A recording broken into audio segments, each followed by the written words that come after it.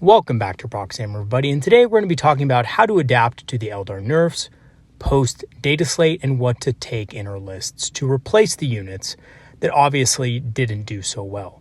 So as you guys know, models like the Wraithknight, the Fire Prism, and others got some considerable nerfs. And many of us are probably thinking about ways to replace those in our lists. So what we're going to do in this video is talk about what are some possible replacements that kind of give you the same amount of coverage that those old models had, but in a more balanced and obviously, less broken way.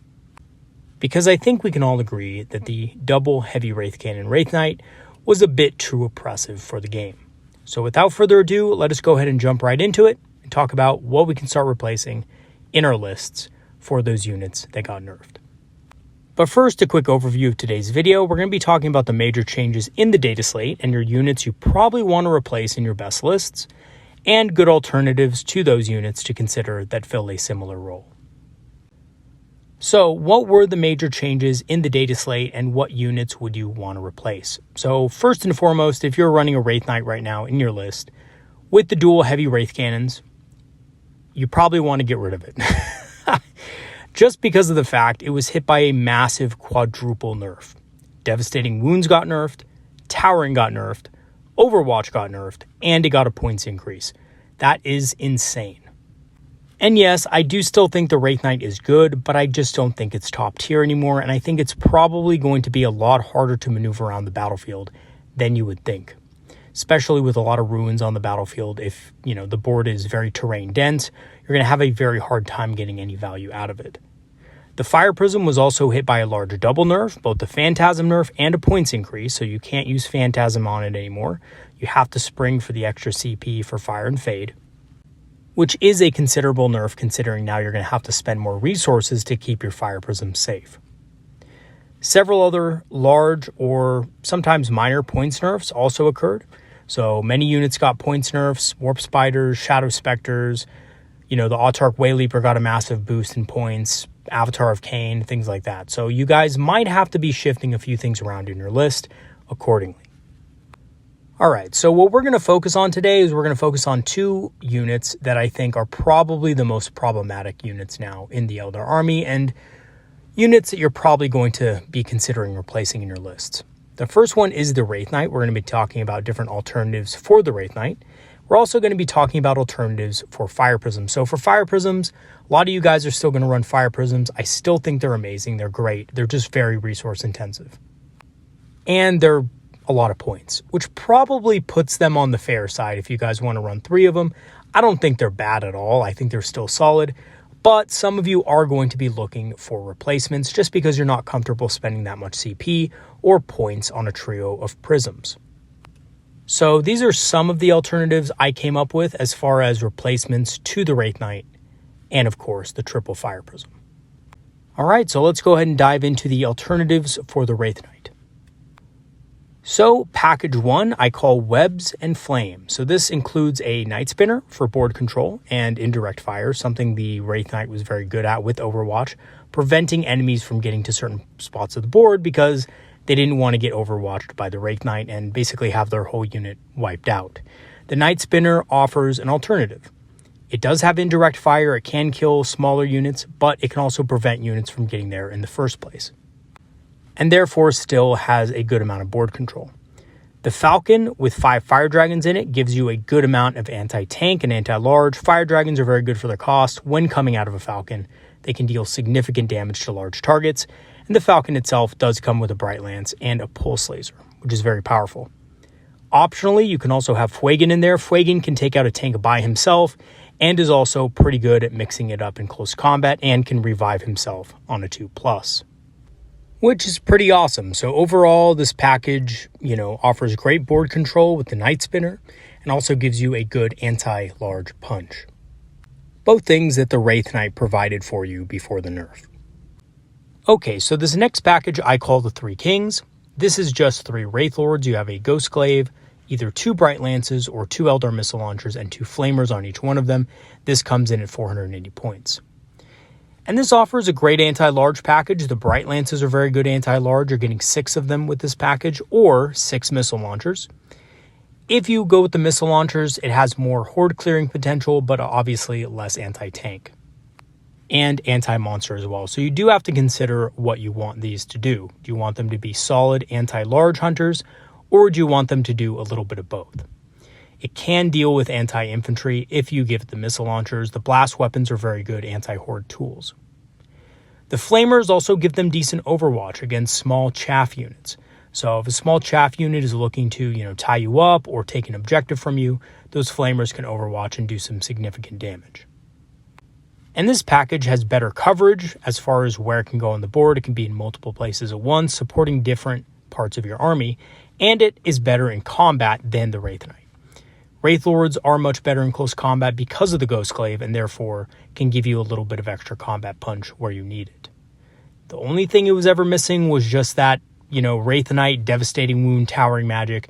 But since that's gone now, 3 Wraithknights do make a great alternative. And lastly, Wraith Lords tend to be quite tough, so your opponent is going to have a hard time bringing them down in a short amount of time. Okay, so the next package we have is called the Dark Avengers. So this is basically a combination of Dark Reapers and Dire Avengers to perform board control and also indirect fire roles. You have 10 Dire Avengers, a Wave Serpent to transport those Dire Avengers into a good place on the battlefield. You have 2 units of 5 Dark Reapers with Tempest Launchers, and optionally you can have a Zerman with the Dire Avengers as well. So this is a great board control package because Dire Avengers are very good at Overwatch. So basically, because the Wraithknight lost the ability to Overwatch, support weapons lost the ability to Overwatch, your Dire Avengers can go into the middle of the board somewhere in some cover and provide an 18-inch bubble in which your opponent can't really get into easily. The Reapers also provide long-range indirect fire support and can support the Dire Avengers very well. Often able to whittle down enemy troops so that they're not as much of a threat to the Dire Avengers themselves, and able to take out other weaker indirect fire units so the Dire Avengers can survive better against those. Believe it or not, Dire Avengers are actually kind of weak to indirect fire. They only have a 4+ save, which is kind of in the danger zone with indirect fire, and of course they're toughness 3 with only 1 wound. So they don't actually have a lot of survivability, so the Reapers cover that weakness just a little bit. Alright, so package number 4 is called Kane's Lance. This is actually my favorite package to take instead of the Wraithknight. The Avatar of Kane at 335. Of course, the Avatar is extremely tough and can also dish out serious damage. And you have 2 Warwalkers with Bright Lances. So the Warwalkers are kind of tough too. They have -1 to wound, and they also have a 4+ invulnerable save, so they're pretty durable. Although not that durable, so they are a little bit on the squishy side. So basically what this package does is the Avatar of Kane draws in enemy anti-large, and the Warwalkers clean up. And it also works equally well with Hornets. So if you don't like Warwalkers, you can go for a faster option with the Hornet, and, they do just as much damage, just a little less tough.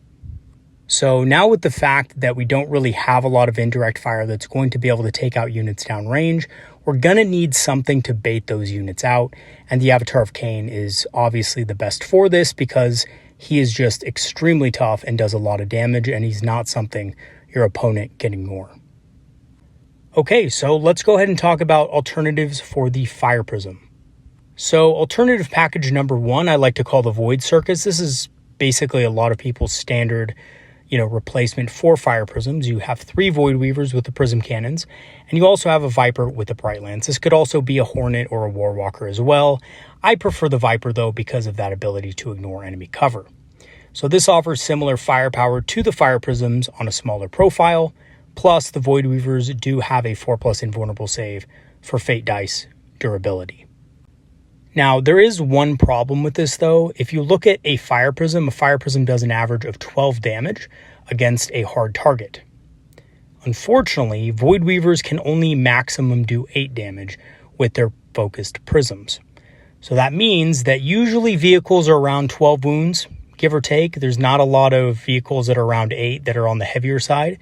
Land speeders, stuff like that are going to obviously have 8 wounds, but the heavier stuff is going to have 12. Which means you are going to need the help of that Viper to be able to take out those vehicles. And arguably, the Viper alone may be a better pick because with the Fate Dice, you can do 8 damage with that Viper. So it's really kind of up to you as far as what you choose to do. I personally think that Void Weavers, while good, aren't a great substitute for a Fire Prism. And I actually think these guys might be a little bit better against infantry point for point than against vehicles. And some people may argue that point, and I totally understand. However, just keep in mind that the maximum amount of damage you're going to be able to do at max range with the prismatic cannon is 8. And that's the same amount of damage you can do with a Viper. And a Viper is much cheaper. So, do keep that in mind. You can't use Phantasm on these anymore, so there's no real cheap way to get them back behind cover. I do like the loadout. I just think as a replacement, it's not quite there. You do need the support of other anti-tank tools like the Viper to be able to bring them up to that level that Fire Prisms were at. And package number 2, I like to call the Nest of Bees. So this is actually my favorite replacement for Fire Prisms. This is what I'm currently going to be running in my competitive builds. You have 3 Warwalkers or Hornets with Bright Lances. That's going to cost you anywhere between 300 and 330, and that's going to give you 6 Bright Lance shots. You also have 2 Vipers with Bright Lances. They're going to be 85 points each. That's another 2 Bright Lances. The cool thing about Vipers is they ignore the target's cover. So you can basically open up with a Viper, deal 8 damage with the Fate Dice, and then your Warwalker or Hornet will be ignoring the target's cover save when their Bright Lances hit home. This will mean that most large targets, most Land Raiders or other big tanks, will die pretty easily. Now, whether or not you take Hornets or Warwalkers is totally up to you. Hornets are faster and deal mortal wounds to enemy units they move over, while Warwalkers are tougher and can scout. So it just really depends what you need. I think I'm going to be taking Warwalkers in the list just because of the fact that they are a little bit tougher. And that means because, you don't have Phantasm anymore, you're going to need something a little bit tougher to be able to stand up to enemy firepower.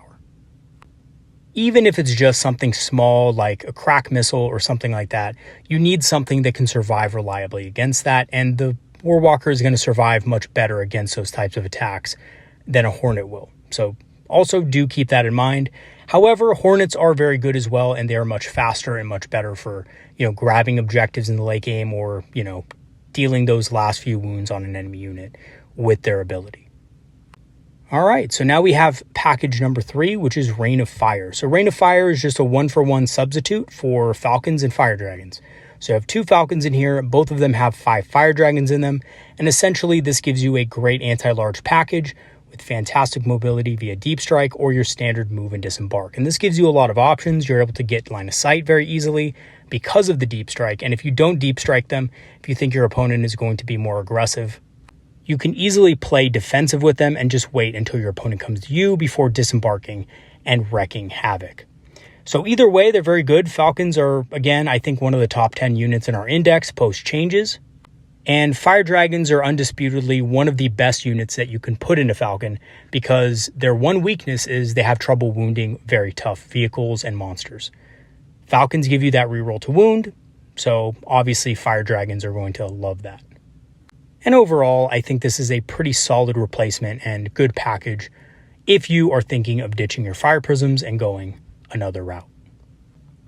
All right, so now that we've kind of covered some alternatives that you can take over your Fire Prisms and Wraithknights, what do I predict we will see in Eldar builds as the meta continues to shift? So I do predict more Warwalkers, Hornets, and Vipers. I think this is kind of a no-brainer. A lot of Eldar players, especially experienced Eldar players, are thinking this as of now. Wraithknights out, Fire Prisms are more expensive. What do I need to do to ensure that I can trade more effectively in my games? Well, I need to go wider. I need to use more Warwalkers, Hornets, and Vipers, right? So that is something a lot of Eldar players are considering. I also see the rise in the number of Aspect Warriors, again, for board control purposes, Dire Avengers, Dark Reapers, maybe even Fire Dragons to sub in for some of your lost anti-tank would be very good alternatives to a lot of the units that you might have seen before in competitive lists. I also think the Avatar of Khaine will be in a lot more lists and will almost be a near auto-include in some of the most competitive tournament-style lists. And I really do believe that the Avatar is going to be in a place of prominence this data slate. And I really don't see any reason why the Avatar of Khaine wouldn't be in almost every list competitively going forward. And lastly, This is something I'm going to talk about more in a future video, but Ynnari builds are going to be very strong with an emphasis on MSU, multiple small units, and Dark Eldar units as well. Ravagers are very cost effective. It's 3 Dark Lances for 115 points. You just can't beat that firepower. They also get a free reroll of 1 against targets that aren't hurt, and they get your, reroll from Unparalleled Foresight. Scourges, Reavers, and Cabalites are also very good. They were good before, and they're even better now, as they all got a bit cheaper, and they were pretty damn good before that anyway. This is all going to be held together by the Yncarne, who despite the nerfs is still quite powerful, especially in an MSU-style build, where he can teleport all around the battlefield, basically at will. Your opponent is going to have to kill your, small units of Reavers and Scourges and things like that throughout the battle, and your Yncarne can easily use those points as teleport beacons. So I am going to cover that in a later video because I think Ynnari is going to be one of the most powerful builds coming out of this new data slate. Okay, so in conclusion, we took some pretty hard nerfs this data slate, I have to admit, but we have a lot of really solid options to fall back on. So that's the good thing about our index, is that basically every single data sheet is effective and usable, and because of that, we can kind of roll with the nerfs and adapt accordingly. I actually think the nerfs were really healthy for the state of our index, despite me disagreeing with the way Wraithknights were handled. I think, obviously rule nerfs would have been enough there. And on top of that, points nerfs, I don't think were that necessary, but, the Wraithknight was basically overtaking competitive play. It was overtaking every single Eldar player's list. So in a weird way, I am glad that it's nerfed, but I would have hoped that they would have done it another way, but it is what it is. And, I think the balance overall of our index is quite good. I think that, we're no longer this super broken OP, unbeatable army in competitive play. We have some counterplay. I think, even though Eldar are going to be still strong, they're going to be beatable, and we're going to have a lot closer games with our opponents, and it's going to be a lot more fun for everybody involved. All right, everybody, that's going to be it for today's video. Thanks for watching. Thank you to all my patrons and supporters who have helped the channel over the last months. Your help is greatly appreciated, and it has helped the channel grow immensely. If you do want to become a patron and help support the channel, I have free trials activated. A free trial will grant you permanent access to our Discord community, which is a community of Eldar players and enthusiasts who love talking about strategy, tactics, and of course, hobbying. I will leave the link for that in the description.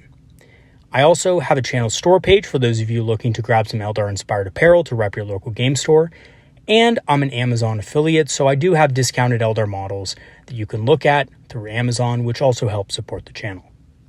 All right, everybody, that's going to be it for today. I do apologize for my hoarse and scratchy voice. It's been like this for the last day or so. I think I'm losing it, but hopefully it recovers soon so that I can record videos normally next time.